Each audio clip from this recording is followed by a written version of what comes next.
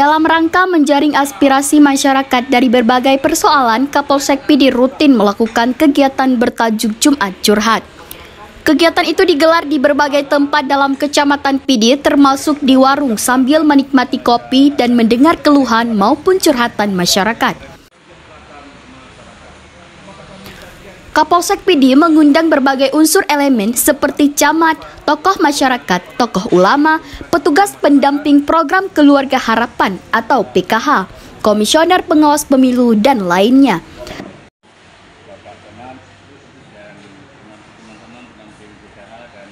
Dalam diskusi tersebut, Kapolsek Pidi Ibtu Muhammad Yunus menerima berbagai masukan dan saran serta curhatan berbagai persoalan dalam wilayah Kecamatan Pidi.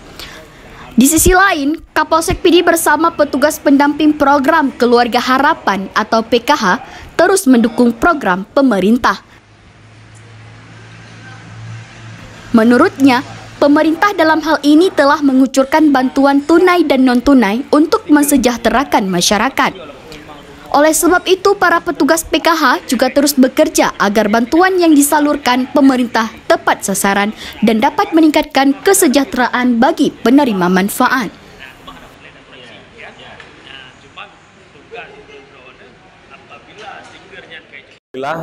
Hari ini dengan rekan-rekan dari PKH Kecamatan Pidi, yang mana bahwasanya program pemerintah untuk mensejahterakan masyarakat, bermacam-macam program, dari baik bantuan langsung tunai ataupun bantuan bantuan tunai, PKH, BLT dan BPNT dan sebagainya.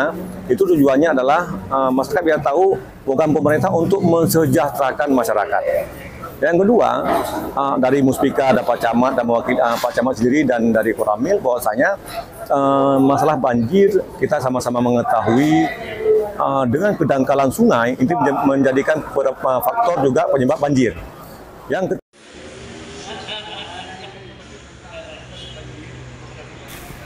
Kapolsek juga menambahkan, tokoh masyarakat dan para ulama juga menyampaikan persoalan judi online, penyalahgunaan narkoba maupun lainnya yang kini semakin marak terjadi di desa. Menyikapi hal itu, pihak Polsek Pidi berkomitmen untuk membantu masyarakat dalam rangka memberantas persoalan tersebut.